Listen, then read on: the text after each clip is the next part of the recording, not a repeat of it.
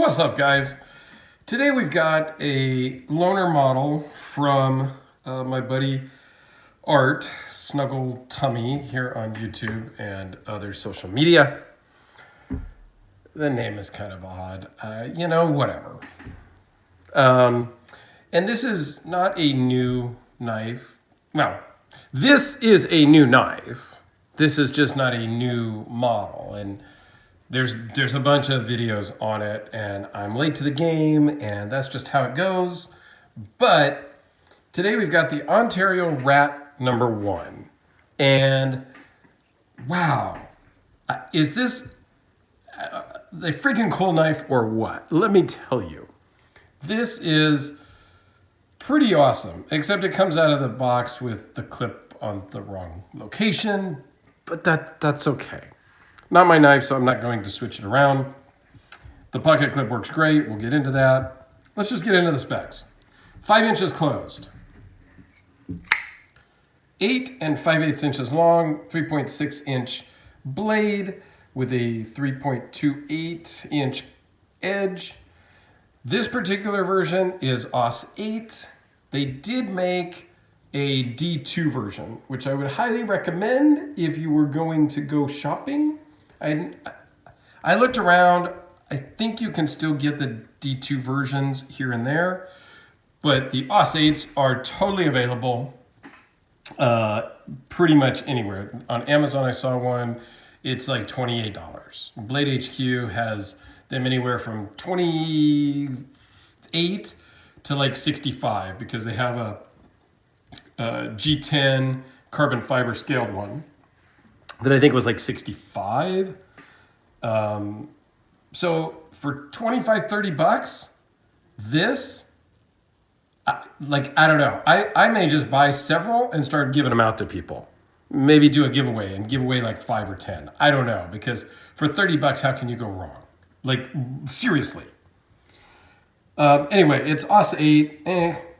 That's the one negative. The blade thickness is 0.109, weighs in at 4.9 ounces, so it's super light. Overall width thickness is 0.505, minus the clip, of course, and runs on washers. Super smooth, not drop shutty, but you can kind of shake it closed. That's fine. You can finger flick it. It's just so cool. They did a good job. I mean, it's AUS 8, but has a great grind. Came out of the box super sharp. There's still some oil and stuff on there. It's a nylon scales, which are textured but fairly smooth, honestly. I do like the back black hardware. Has a lanyard hole for you folks that like that. Stainless steel liners with the open flow through with the spacers, so it's easy to just rinse out and whatnot. Pocket clip can go left, right, left-handed, right-handed, tip up and tip down. So there's mounting holes at all 4 corners, so to speak. Double thumb stud, so absolutely good to go on a lefty. With a liner lock with a pretty late lockout, which, for $30, I don't care. I think it's great. This just works fantastic, feels great in the hand, does have some jimping back here, so it does hold really well. Although, when I just grab it, my thumb kind of lands above the jimping. So for that, the jimping is kind of pointless the way my hand fits.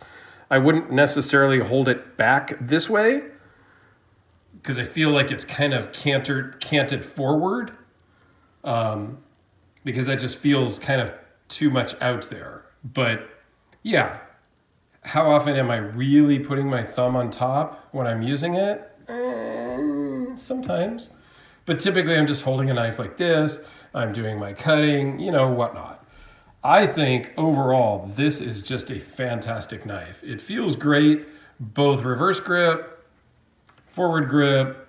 I think if the pocket clip was back where it should be for tip up carry, it would be even more comfortable because while it's not uncomfortable, it's not a hot spot, if you will. I feel the clip. It's not bad. But all in all, I don't know how I missed this one, guys, honestly. I don't know why I didn't get into this a couple of years ago when they were the hot thing. I really don't. They do make a Rat 2, which is considerably smaller, which at some point I will have to get one of the Rat 2s just to compare that also. Here it is next to Sharpie. And I brought out another very budget-friendly Spyderco, also made in Taiwan, I believe. I'm not certain, but this is the Spyderco Tenacious. Roughly the same price. The action on the Rat 1 is smoother. I'm not going to lie. And I've had this one apart and cleaned it out, lubed it up, and it runs better than it did before. And again, I left the clip where it goes, but it does go left, right, up, and down on this one as well. But the action on the Ontario Rat is better action, a bit longer blade. The steels are about the same. I mean, these are very comparable knives, actually, at right about the same price point. But having handled both now, and I've owned this one for, I don't know, a long time, 6-8 months. It doesn't get much use. I, usually just use it for comparison videos and stuff like that. So this has 8 CR13 MOV steel, where this one has the AUS 8, which I think AUS 8 would be one step above the 8 CRV 13, but don't quote me on that. But all in all, in hand feel, I much prefer the Rat number 1. I would definitely, and basically same price. I mean, I think I bought this one on Amazon for $35 maybe. At that time, sue me. I didn't know anything about the Rat number 1. So I'm interested to get a Rat 2. I think the Rat 2, I didn't look it up, but I think I know it's smaller and it may be more delicate size. So it may not be my thing. But the Rat 1, I think, is more kind of my thing. So let's put it up against an Endura also, since we're here. Considerably different pricing, but again, similar in size. I think the Rat 1 feels better in hand because it's a little thicker. And then we'll just go with what I was carrying yesterday, the 523. Totally different knife, totally different price point, totally different ballpark, different league, everything. So it's not a good comparison, but just a size comparison, and it's what I had here on the table. So I would definitely recommend, if you're just now getting into knives, which I know I have some followers that are into my watch friends that watch some of my knife videos, I would check this one out. I know I kind of recommended the Tenacious a lot of different times, but now I'm kind of going to recommend the Ontario Rat. 1 or 2. The 1 I think is a great perfect size. It's in that 3.5-inch blade range that I personally love.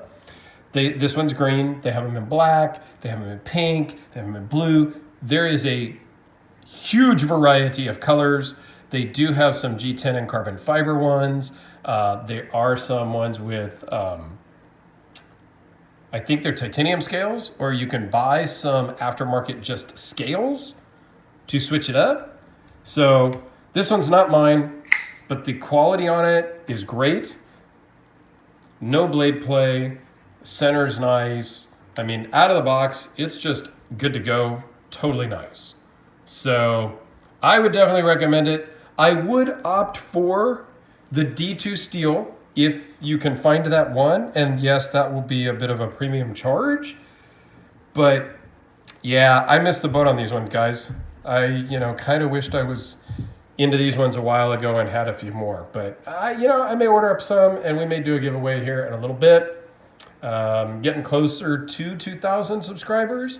I was going to maybe do a big giveaway at like 2,500 subscribers. So maybe do a quick something at 2,000. I don't know. We'll see. That's to be determined. But anyway, thanks for watching, guys. Again, rat number 1, big thumbs up for $30.